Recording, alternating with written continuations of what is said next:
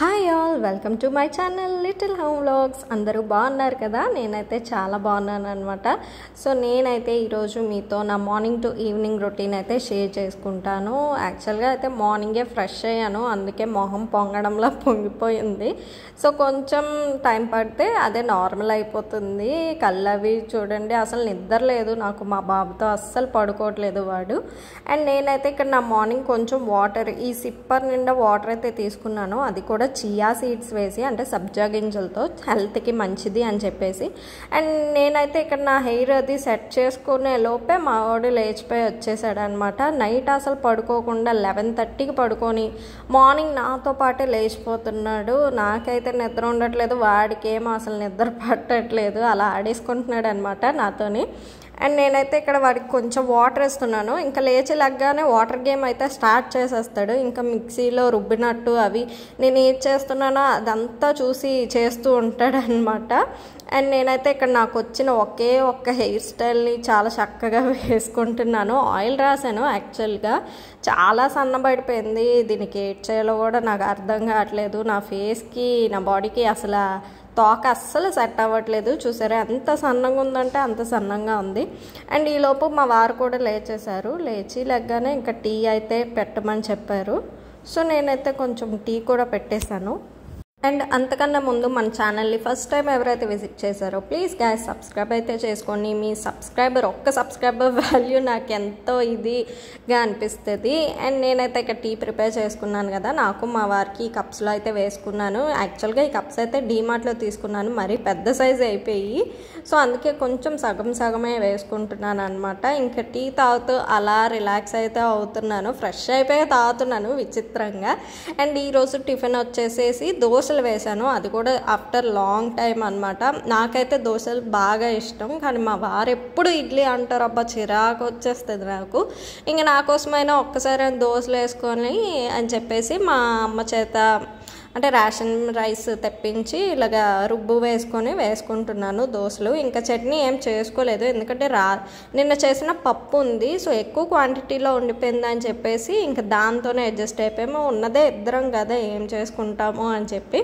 And ఇక్కడ దోశలు అయ్యేలోపు నేను ఇక్కడ ఈ ఫ్రిడ్జ్ కవర్కి, అంటే ఫ్రిడ్జ్కి కొంచెం కవరప్ చేసుకుంటున్నాను. డస్ట్ అది పట్టేస్తుంది. కొత్త ఫ్రిడ్జ్ తీసుకున్నాం కదా, యాక్చువల్గా ఇది ఇంకా ఓపెన్ చెయ్యాలి.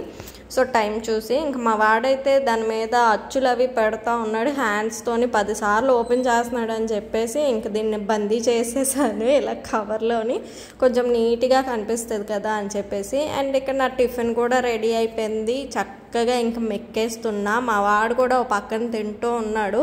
వాడికి బొమ్మలు ఇచ్చాను కాబట్టి ఇంకా సైలెంట్గా ఉన్నాడు, లేకపోతే ఒక రేంజ్లో నాతో ఆట ఆడేసుకుంటాడు అనమాట. పప్పు అయితే బాగానే ఉంది, పాడైపోవడం లాంటిది ఏం జరగలేదు. అండ్ దీని తర్వాత మా వారు కూడా వెళ్ళిపోయారు అనమాట ఇంకా వర్క్లోకి.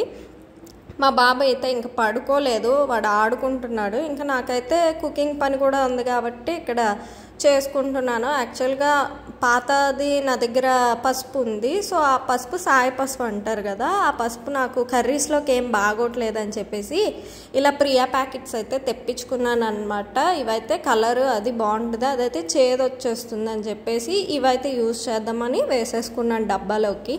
అండ్ నేనైతే ఈరోజు దొండకాయ కర్రీ అయితే చేసుకుంటున్నాను. కొన్ని అయితే బాగా పండిపోయాయి అనమాట. సో ఇంకా నేనైతే ఇక్కడ పోపు పెట్టేసుకుంటున్నా. దొండకాయ కర్రీ చేసుకోవడం చాలా ఈజీయే. నేను కూడా అంటే కొత్తగా నేర్చుకున్నా ఈ పప్పులు అవి వేయడం లాంటివి.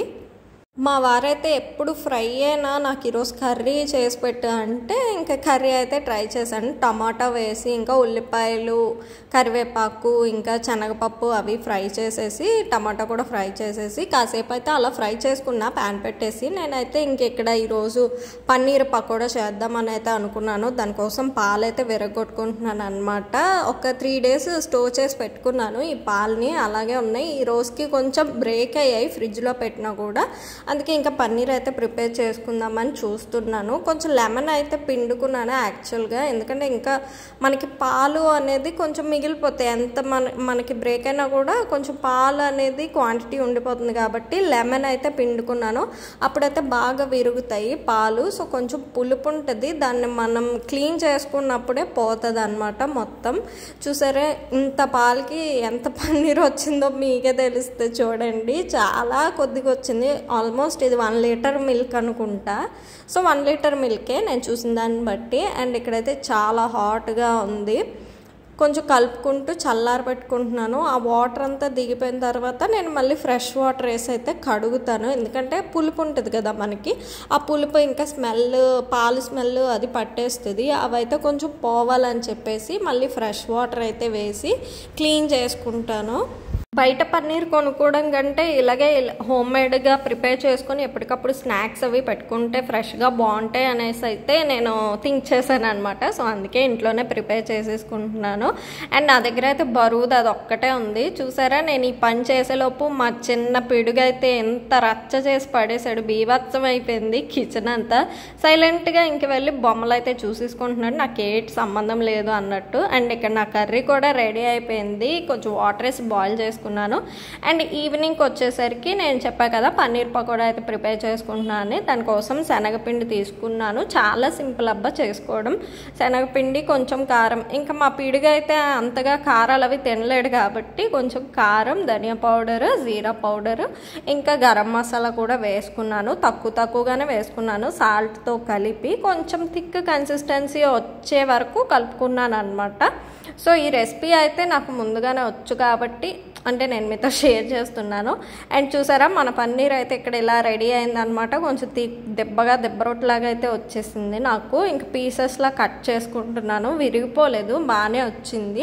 ఫ్రిడ్జ్లో పెట్టి తీసుకున్నాను కాబట్టి కొంచెం హార్డ్ అయ్యింది. ఇంకా ఫ్రై చేసుకోవడమే. దీన్ని టేస్ట్ అయితే చాలా బాగా వచ్చాయి. ఇది చేయడం నాకైతే ఫస్ట్ టైం కాదు, కొంచెం అలవాటు ఉంది కాబట్టి టేస్ట్ కూడా పర్లేదు. మా బాబు అయితే తినగలిగాడు, లేకపోతే నా మొహం మీద విసిరి కొడతాడు అనమాట. అండ్ పన్నీర్తో ఇంకా చాలా రెసిపీస్ అయితే చేసుకోవచ్చు. నేను మీతో అవన్నీ కూడా షేర్ చేసుకుంటాను. నా ఛానల్ని అయితే తప్పకుండా సబ్స్క్రైబ్ చేసి వాచ్ చేస్తూ ఉండండి. కొంచెం సపోర్ట్ అయితే ఇవ్వండి ఫ్రెండ్స్, అస్సలు మర్చిపోవద్దు. నేను మరి ఇంతలా చెప్తున్నానని చెప్పేసి. అండ్ ఇక్కడైతే నా పకోడీలు కూడా రెడీ అయిపోతున్నాయి అన్నమాట.